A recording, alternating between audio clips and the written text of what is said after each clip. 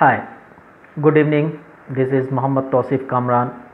Welcome to you in History at Glance. आज इस video में हम लोग पढ़ेंगे द रेवोल्यूशन ऑफ अक्टूबर 1917। अभी तक के वीडियो में हम लोगों ने फरवरी रेवोल्यूशन से लेकर अक्टूबर रेवोल्यूशन तक हम लोगों ने पढ़ा और आज इस वीडियो के अंदर हम लोग पढ़ेंगे कि अक्टूबर रेवोल्यूशंस कैसे हुए और उस रेवोल्यूशंस के दौरान क्या क्या इंसिडेंट हुए।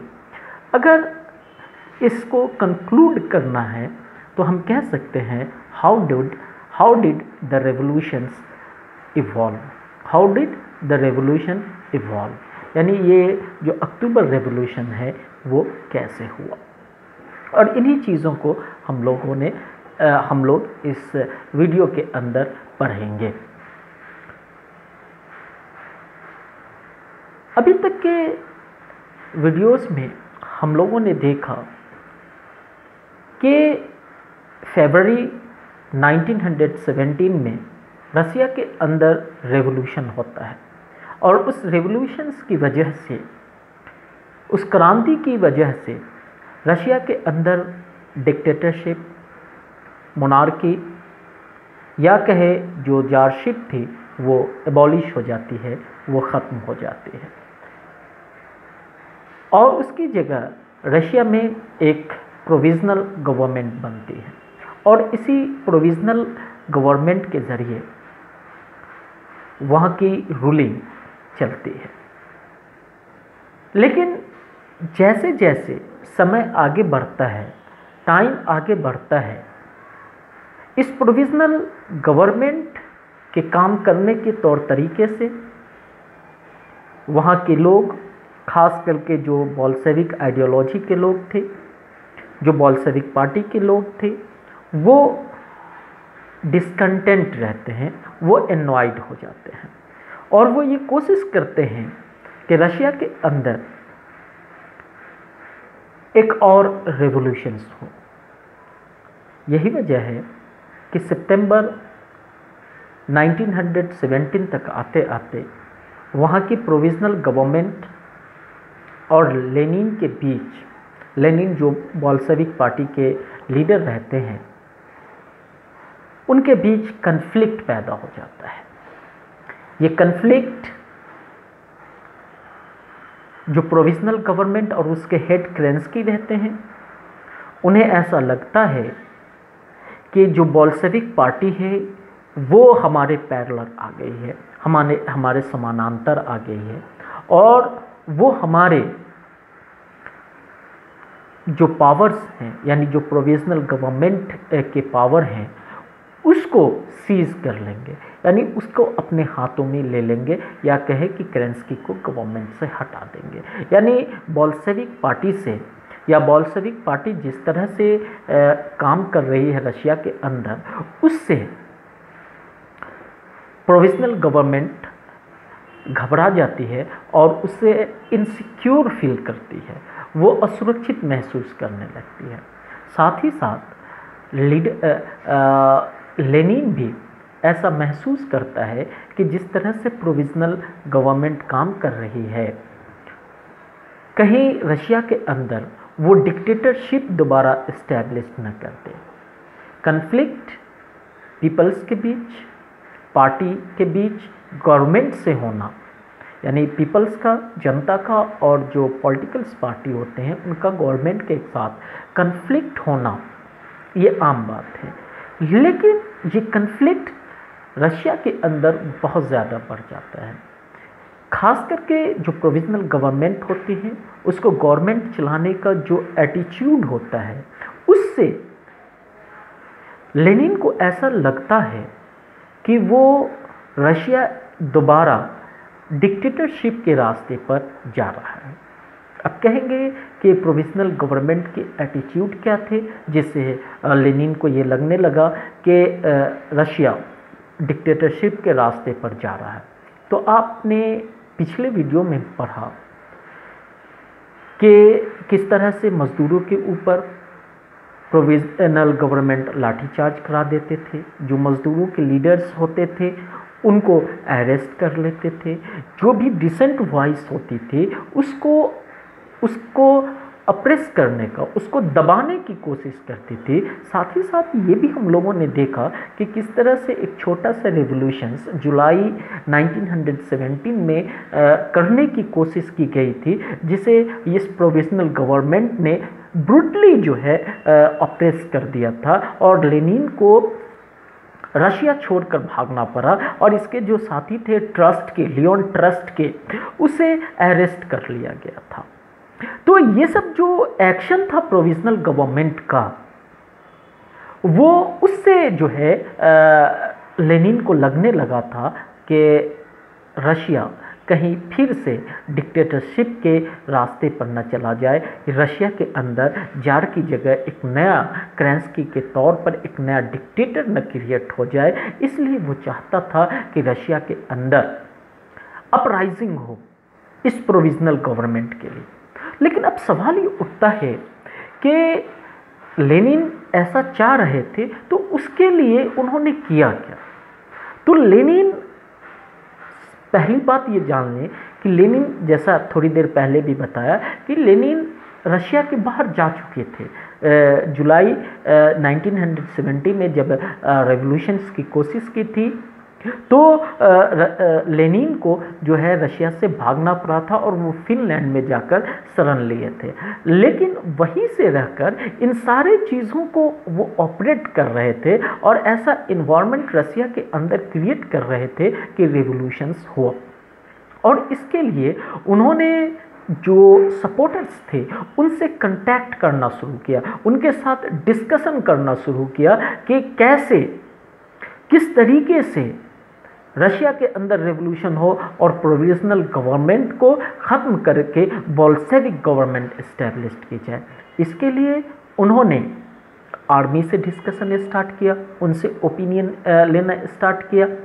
आप जानते हैं कि सारी की सारी फरवरी 1970 के रिवोल्यूशंस में आर्मी का बहुत बड़ा कंट्रीब्यूशंस था, लेकिन सारी आर्मी प्रोविजनल गवर्नमेंट के सपोर्टर नहीं थी। उसके अंदर जो डिफरेंट सोवियत थी, उन सोवियत में कुछ ऐसे भी लोग थे जो बोल्शेविक सपोर्टर्स थे, जो बोल्शेविक आइडियोलॉजी के मानने वाले थे। तो उनसे उन्होंने कांटेक्ट किया। साथ ही साथ जो रशिया के अंदर डिफरेंट सोवियत थे और उस सोवियत के जो मेंबर्स बोल्शेविक आइडियोलॉजी के थे, उनसे मशवरा करना शुरू किया, उनसे कंसल्ट करना शुरू किया। साथ ही साथ जो फैक्ट्री के लेबर्स थे, उन लेबर से भी डिस्कशन करना शुरू किया, उनके साथ मिलकर जो है प्लानिंग करनी स्टार्ट की कि कैसे रशियन के अंदर जो प्रोविजनल गवर्नमेंट चल रही है उसका तख्ता पलट दिया जाए, उसको ख़त्म कर दिया जाए। इसी चीज़ को लेकर 16 अक्टूबर 1917 में लेनिन ने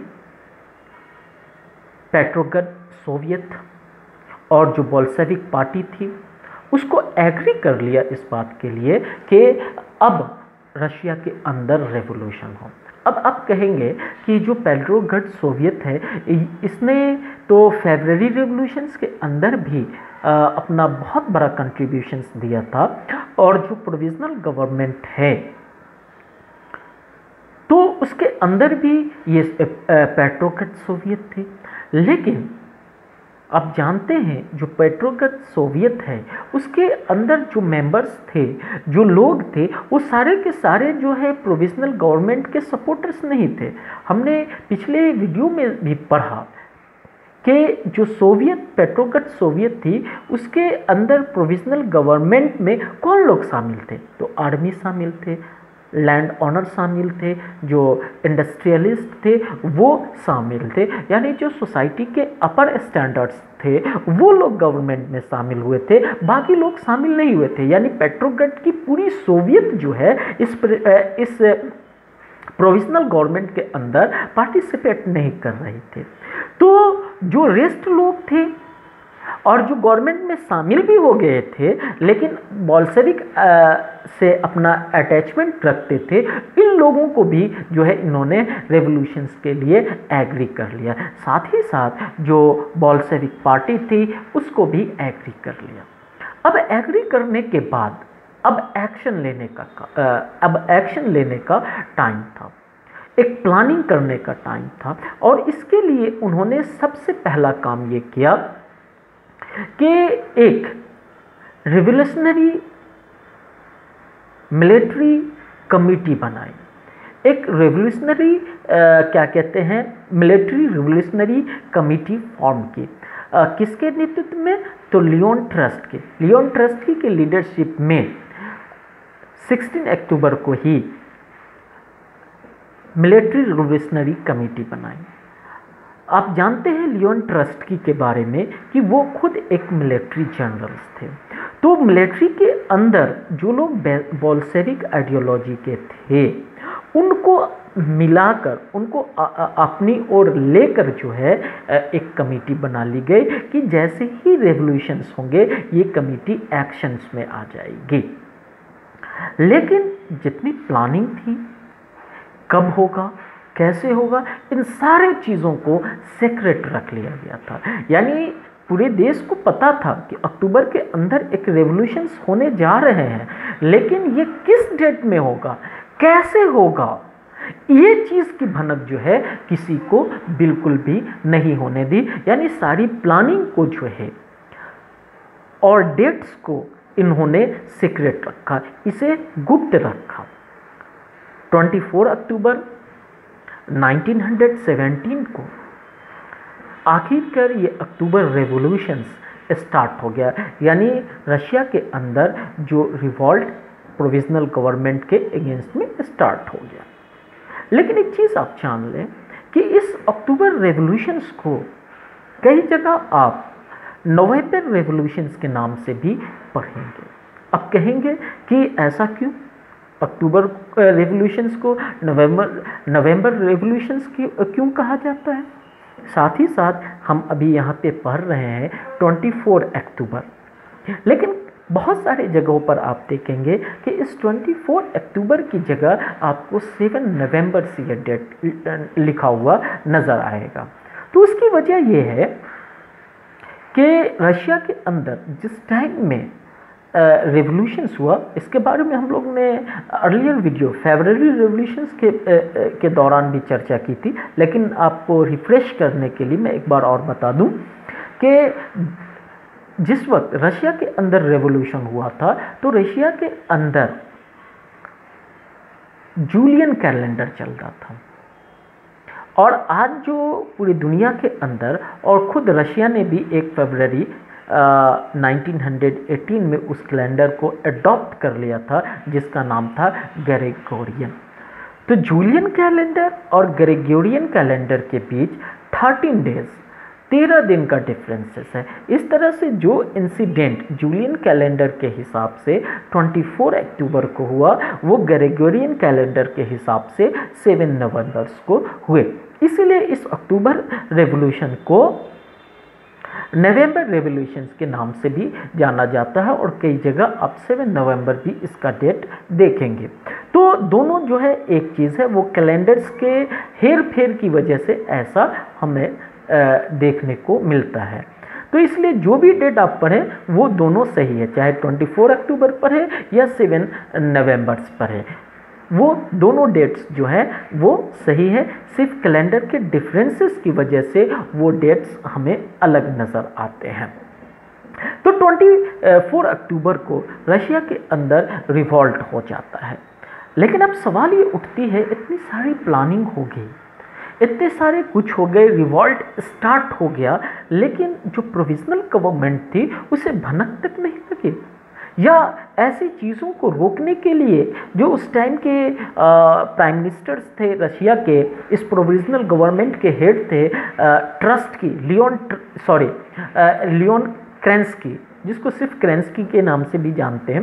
क्रेंस्की ने इसे रोकने के लिए कोई कदम नहीं उठाए, नहीं, बिल्कुल उन्होंने उठाया।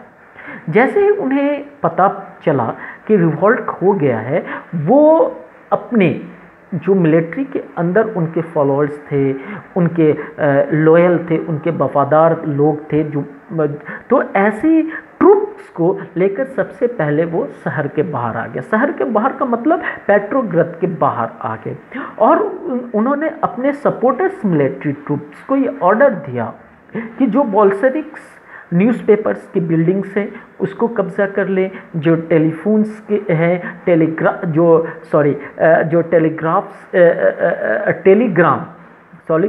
टेलीग्राम्स के ऑफिस हैं उनके ऊपर कब्जा कर ले। ऐसा इसलिए उन्होंने ऑर्डर दिया ताकि जो ये रिवॉल्ट होने की खबर है ये दूसरे हिस्सों के अंदर फैले नहीं, क्योंकि हम जानते हैं कि न्यूज़पेपर्स के ज़रिए और टेलीग्राम के ज़रिए जो उस टाइम में चलता था, इंफॉर्मेशन एक जगह से दूसरी जगह ट्रांसमिट करने के लिए टेलीग्राम का यूज़ किया जाता था। जैसे आजकल हम लोग मैसेज टेक्स्ट करते हैं, ठीक उसी तरह उस ज़माने में टेलीग्राम की एक मशीन होती थी जिस पर इधर से जो टाइप किया जाता था और जहां भेजना होता था वहां वो मैसेज निकल जाता था। वो एक टाइपिंग मशीन की तरह उसकी मशीन होती थी। तो जो टेलीग्राम्स के ऑफिस थे, जो बोल्शेविक के न्यूज़पेपर्स के ऑफिस थे, इसके ऊपर उन्होंने कब्जा कर लिया कि जो इसकी इंफॉर्मेशंस हैं दूसरी जगह ना फैले। साथ ही साथ इन्होंने अपने जो सपोर्टर्स ट्रूप्स थे उसको विंटर पैलेस, जहां क्रेंस्की रहा करते थे और क्रेंस्की से पहले जार निकोलस सेकंड रहा करते थे, उसके सिक्योरिटी के लिए तैनात कर दिया, उसके सिक्योरिटी के लिए डिप्यूट कर दिया। लेकिन जैसे ही क्रेंस्की ने ये एक्शन लिया वैसे ही जो ट्रस्टकी की मिलिट्री रिवोल्यूशनरी कमेटी थी वो एक्शन में आ गई। ट्रस्टकी ने तुरंत अपने सपोर्टर्स मिलिट्रीज को, अपने सपोर्टर्स को ये ऑर्डर दिया कि जितने भी गवर्नमेंट ऑफिस हैं, जैसे रेलवे हो गए, डाकघर हो गए, टेलीग्राम के ऑफिस हो गए, बैंक हो गए, ये इन सारे चीज़ों या और भी जो दूसरे गवर्नमेंट ऑफिस थे उन सारे पर जो है कब्जा कर लें। साथ ही साथ जो मिनिस्टर्स हैं उनको अरेस्ट कर लें, यानी जो क्रेंस्की के मिनिस्टर्स हैं उनको भी अरेस्ट कर लें। तो एक तरह से जब क्रेंस्की ने एक्शन लिया तो जो है जवाबी कार्रवाई जो है ट्रस्टकी ने भी करना शुरू किया।